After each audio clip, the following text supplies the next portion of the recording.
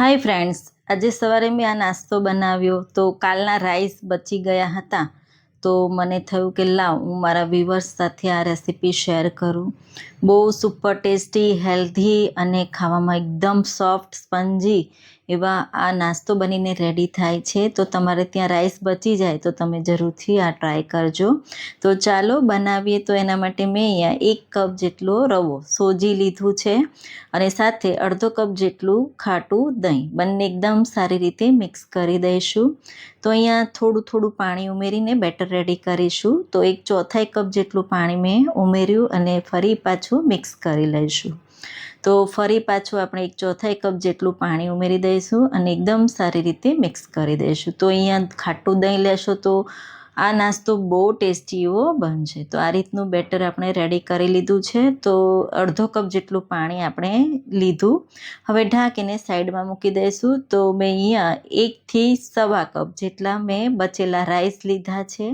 તો કોઈ પણ વેરાયટીઝના તમે રાઈસ લઈ શકો છો. સાથે 1/4 કપ જેટલું બેસન અને 1/4 કપ જેટલું ખાટું દહીં, સાથે 1/4 કપ જેટલું પાણી ઉમેરી એકદમ સારું એવું સ્મૂથ બેટર આપણે રેડી કરવાનું છે.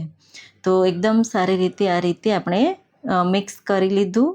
તો હજુ થોડું જાડું છે. તો હવે એમાં આપણે સ્વાદ પ્રમાણે મરચાં અને આદું લીધા છે, ઉમેરી દઈશું. તીખાશ તમારે જોઈએ એ રીતે તમે ઉમેરી શકો છો. થોડું પાણી ઉમેરી આ રીતનું બેટર આપણે રેડી કરવાનું છે. તો એકદમ સ્મૂથ બેટર રેડી કરી લીધું. તો તમે જોઈ શકો છો. હવે આ બેટરને આપણે સોજીના બેટરમાં ઉમેરવાનું છે. તો આ રીતે બધું બેટર ઉમેરી દઈશું અને બંને બેટરને એકદમ સારી રીતે મિક્સ કરી લઈશું. તો આ નાસ્તો બહુ હેલ્ધી અને ટેસ્ટી એટલો બને છે. તો જરૂરથી તમારે ત્યાં રાઈસ બચી જાય તો ટ્રાય કરજો. થોડું બેટર થીક છે એટલે 1/4 કપ જેટલું પાણી ઉમેરી એકદમ સારી રીતે આ રીતનું કન્સિસ્ટન્સી રાખવાની. તો તમે જોઈ શકો છો. હવે એમાં સ્વાદ પ્રમાણે મીઠું, રાઈસમાં પણ મીઠું હોય એટલે એ રીતે ધ્યાનથી ઉમેરવાનું. સાથે 1 ટીસ્પૂન જેટલું તેલ, તો મેં અહીંયા સિંગ તેલ લીધું છે. તો ઢોકળામાં બહુ સારા એવી જાળી આવશે અને સ્પોન્જી એવા ઢોકળા બનશે. એકદમ સારી રીતે બધું મિક્સ કરી લીધું. હવે લાસ્ટમાં ઈનો ઉમેરી દઈશું. તો મેં અહીંયા 1/4 ટીસ્પૂન જેટલું ઈનો લીધો છે એ ઉમેરી દઈશું. સાથે ઉપર 1 ચમચી જેટલું પાણી ઉમેરી એકદમ સારી રીતે મિક્સ કરી દઈશું. એટલે બેટર એકદમ સારું એવું હલકું અને ફ્લફી થઈ જશે. તો તમે જોઈ શકો છો આ રીતની કન્સિસ્ટન્સી હોવી જોઈએ. તો આ રીતનું બેટર આપણે રેડી કરવાનું છે. રેડી કરી લીધું. હવે આપણે ઢોકળિયાની પ્લેટ લઈશું. 1 ટીસ્પૂન જેટલું તેલ ઉમેરી એકદમ સારી રીતે આ રીતે ગ્રીસ કરી લઈશું. તો આ રીતે પહેલાં ગ્રીસ કરી લેવાની અને એ જ રીતે હું બીજી પ્લેટને પણ ગ્રીસ કરી લઈશ અને થાળીમાં આવે એટલું બેટર ઉમેરી દઈશું અને એકદમ સારી રીતે આ રીતે સરખું કરી લેવાનું. એ જ રીતે હું બીજી પ્લેટમાં ઉમેરી દઈશ. તો લગભગ અહીંયા 2 થી 3 લોકો ખાઈ શકે એટલા ઢોકળા બનશે. તો મેં પહેલેથી જ સ્ટીમરમાં પાણી ગરમ કરવા માટે મૂકી દીધું હતું અને ઢોકળિયામાં આ રીતે આપણે પ્લેટ મૂકી દઈશું ને ઉપરથી લાલ મરચું પાવડર સ્પ્રિંકલ કરી લઈશું. તો બહુ સારો એવો ટેસ્ટ આવે છે. તો લાલ મરચાં પાવડરની જગ્યાએ તમે લોચાનો મસાલો પણ ઉમેરી શકો છો. તો એ જ રીતે બીજી પ્લેટ મૂકી દીધી, ઉપરથી લાલ મરચું છાંટી દીધું. હવે ઢાંકીને લગભગ 12 થી 15 મિનિટ માટે સ્ટીમ કરી લઈશું. તો અહીંયા લગભગ 12 મિનિટ જેવું થઈ ગયું છે અને આ રીતે નાઈફથી ચેક કરી લેવાનું. નાઈફ ક્લીન આવે એટલે ઢોકળા પરફેક્ટ એવા થઈ ગયા છે. તો હવે આપણે પ્લેટને બહાર કાઢી ઠંડા કરી લઈશું. ઠંડા થઈ જાય એટલે આ રીતે આપણે કટ લગાવી દઈશું. તો તમે કોઈ પણ શેપમાં કટ લગાવી શકો છો. હું આ રીતે સ્ક્વેરમાં કટ કરી રહી છું. તો એકદમ સ્પોન્જી અને જાળીદાર અને રૂ જેવા પોચા ઢોકળા બનશે. તો બહુ હેલ્ધી છે આ ઢોકળા. તો તમે જોઈ શકો છો.